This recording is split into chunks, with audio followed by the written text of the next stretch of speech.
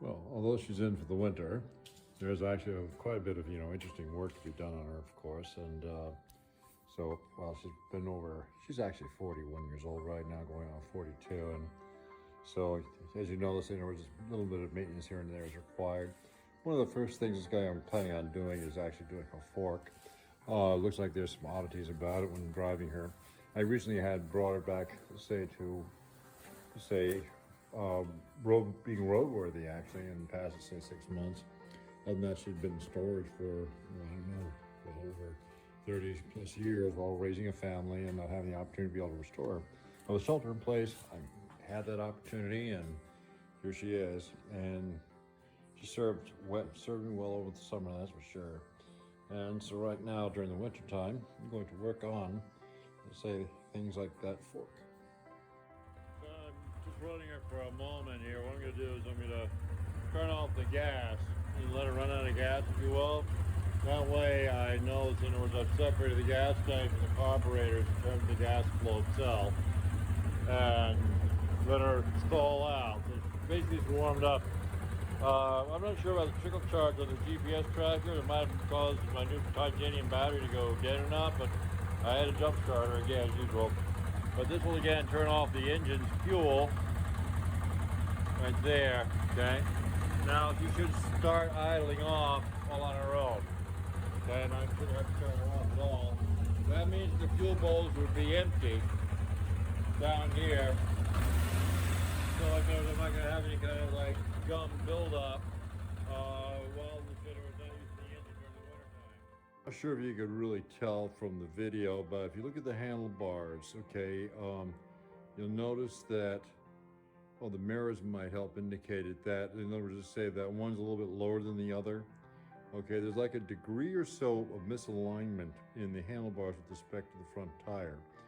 And that has to do, say, with the fork itself, I believe, where that the left guy right there is a little leaky, and compared to the right guy, and that's one of the reasons, in other words, why I have to refill the fluids and the like in the fork itself.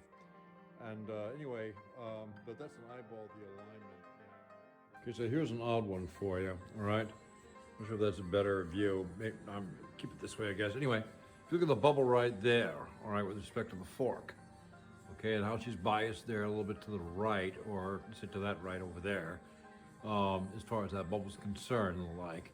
And if you walk over here, I have another leveler, okay, which is ironically hidden away right up here, and which also indicates that the bubble is going to its right over here. And I'm not sure you can really indicate that, but the bubble there, trust me, right above the say there's a high beam indicator is actually right above.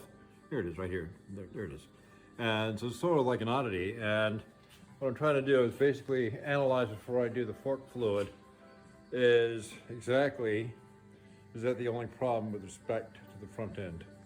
So basically, look at this angle right here. You'll notice to say the handlebars and the relationship with respect to the leveler, which is actually resting on the top of the fork tubes.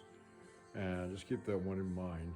And imagine, let's say, in other words, that she's been in storage for, well, over 30 years. And on the other hand, ironically, she doesn't wobble at 90 miles per hour.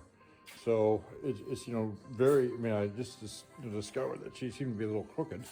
And also, let's say she needs some fork work. So that'll be the first thing on the list, I guess, is to get that fork work done. And then at that point, then revisit this, in other words, what's going to be happening here. So stay tuned for how to change the fork fluid. So anyway, this is what I'm talking about right here, is that basically this assembly right in this area, this has to come off, okay?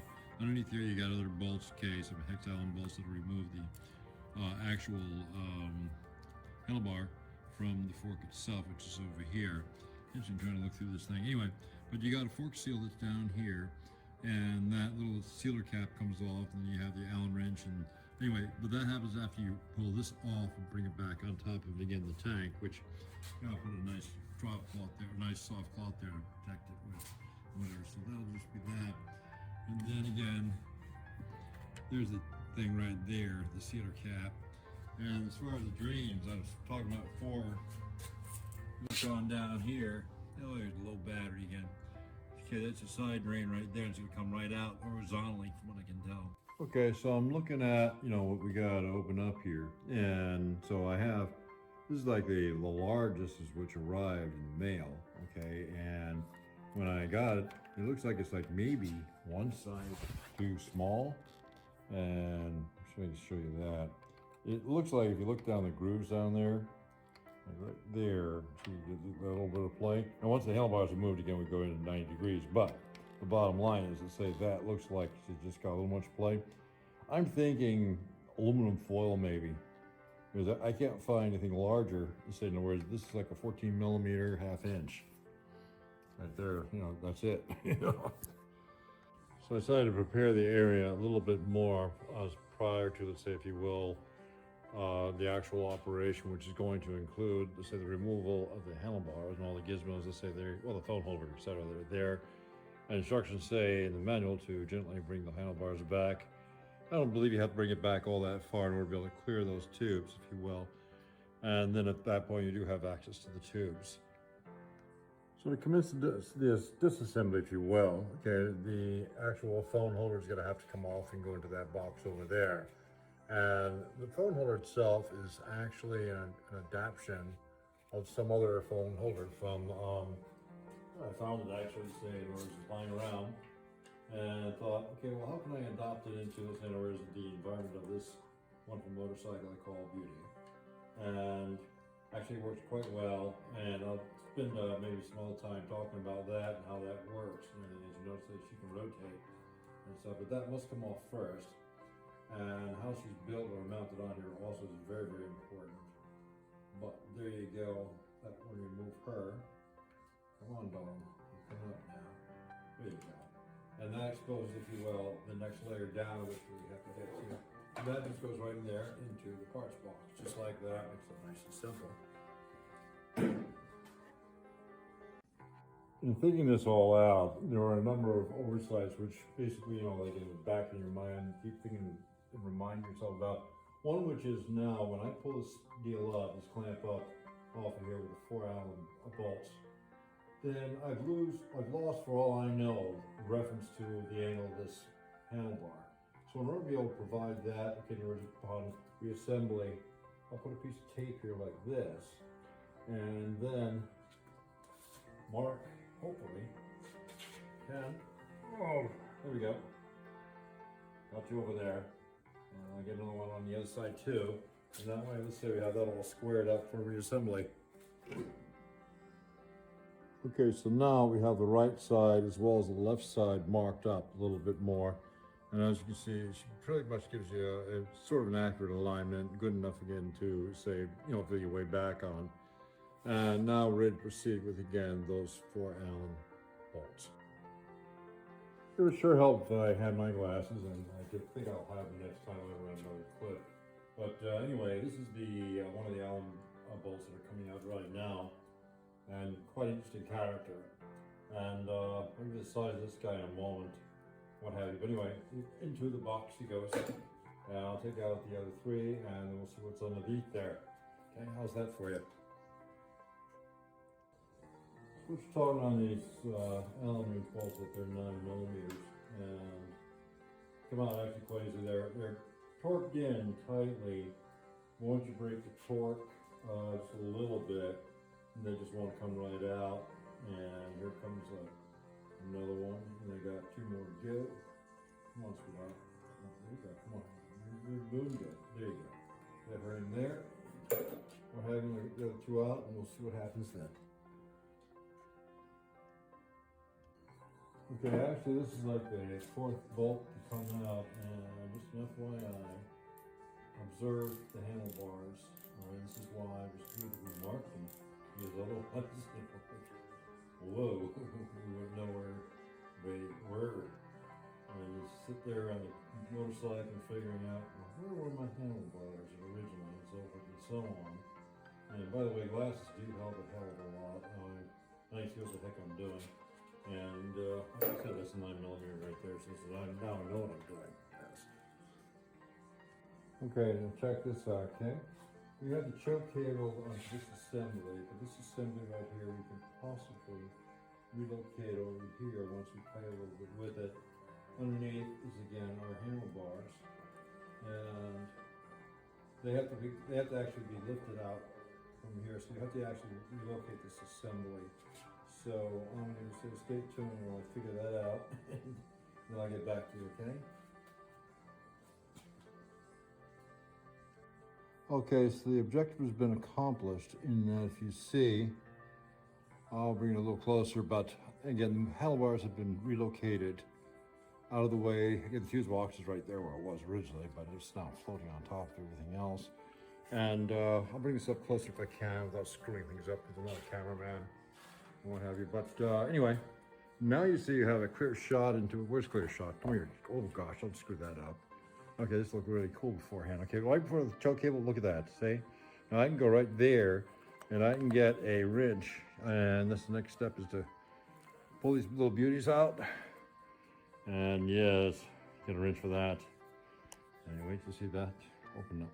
Part of the challenge is this, is that this 14 millimeter, a half inch is too small for this fellow right here.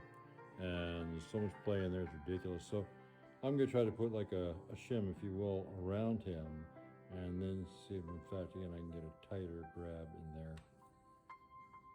Okay, I want to bring you up to date what's been going on.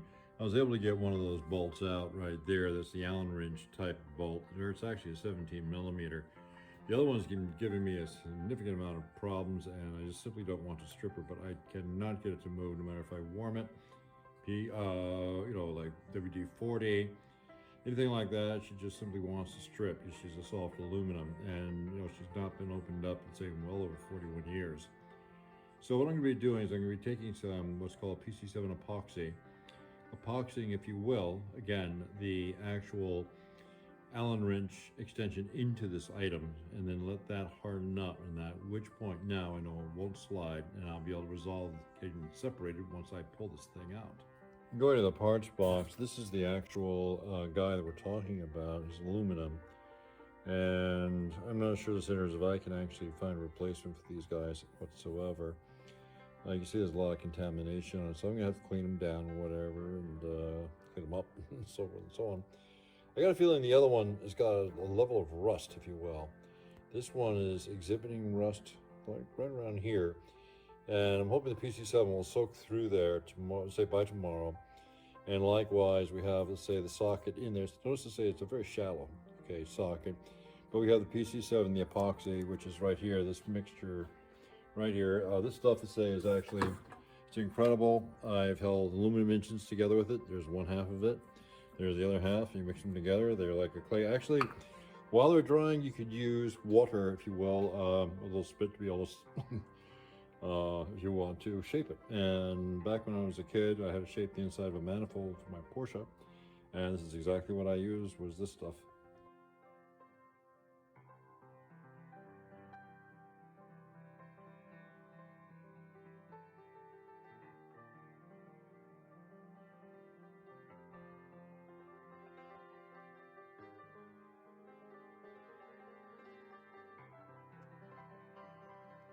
Okay, I've done everything possible in order to be able to plug this guy into there. I tried using some C7. I put him in here, let it dry overnight. Very tough to turn, but he came right out again. So, no go on that one. This current attempt is to try put a smaller socket in there, land him in there with a lot more epoxy, let that harden up, and at which point, do it tomorrow if you will, I should be able to torque the guy out. Now, I wouldn't want to normally have to do this. I'm not sure what you do if in fact you don't have a spare, except, you know, there's no alternative. How the hell do you get the damn thing out? And also say, can I separate these two afterwards? Can I rebuild this piece afterwards? Those are unknowns for me right now, but the objective right now is to remove that, so I do have to get that done. And as a matter of fact, I found the part number, and of all things, I was able to order the last one on Amazon. Hey, this is called Let the Force Be With You. Actually, it's a nice enlightenment, and I want to share with you. It looks like I found one of the reasons why the bolt might be very, very difficult to get out, because the other one was a little bit tight. And what explains it is that this spring right here is literally pushing up against the bolt as you're trying to undo the bolt at the same time. So again, you're gonna have the same issue over here. So basically, once this thing dries up and everything else, I still have that pressure, okay, against that, say that bolt, pushing against, say in other words, the sides of the threads and so forth, and causing it again, in other words, to have that resistance. So basically, if I do this, check this out now. I'm gonna have my dearest wife push down and even sit on the back. You notice how the spring, see how I can do that a little bit, and you'll notice the spring goes up and down a little bit, and there it goes, see? And so the idea basically is saying, okay, that if in fact, again, it's off the front suspension, then in fact, that spring is going to be recessed down in there. I'll have less pressure against that bolt inside in order to be able to torque it when that thing dries on there. The biggest challenge for days has been trying to torque that, what's called a fork nut out of there, out of that fork. If you look over here, I've already done this one. I put it back in because basically I don't want any debris to get into there. But this fork nut has the actual correct size. Let's say, there he is. Okay, correct size. Okay, stud to go in there to grab him. This one I'm actually implanting a 14 millimeter. The other one's a 17. This is a 14 millimeter.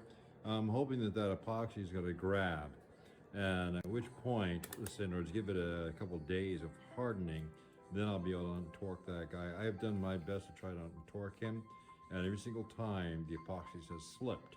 So I'm not sure if the epoxy really grabs onto the aluminum or not, but I'm going to give it another try, whatever, best try again, before I have to destroy that particular fork nut and possibly cause debris to go down into the tube and whatever, which I don't want it to do, but it might have to do it.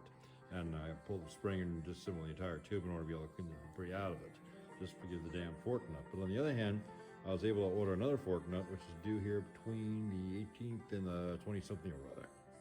If you look down here, you'll see that actually I put a temperature gauge down here in the engine case, and I love this gauge actually. But it's, 49 degrees, what it's saying, Fahrenheit, and that is actually what the actual temperature is here in the garage. And so what I'm doing is I'm using my heat lamp therapy, if you will, to see if I can, there's a heat lamp. Actually, there's just a regular old light, but what I'm doing is I'm hanging it from the ceiling there, down that way, and therefore warming this particular area here, such that, hoping that that's going to affect, let's say, the epoxy that's trying to hold these things together.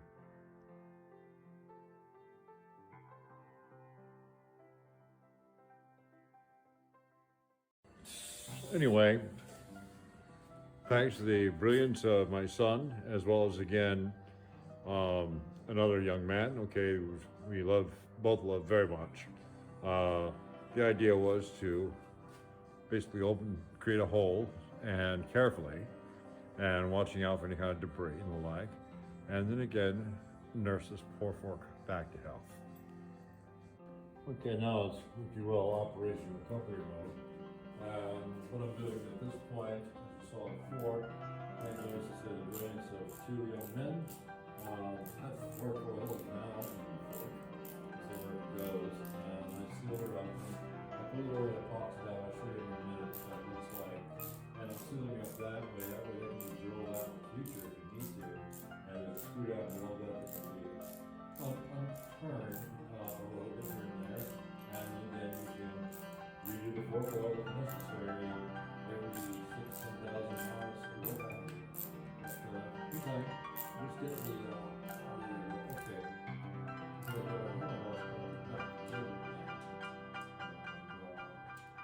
Let me show you that seal first. And then I want to finish it in the handlebars. I'll show you that once that's finished. But anyway, yeah, take a look at right there now. Let's see if you can see it.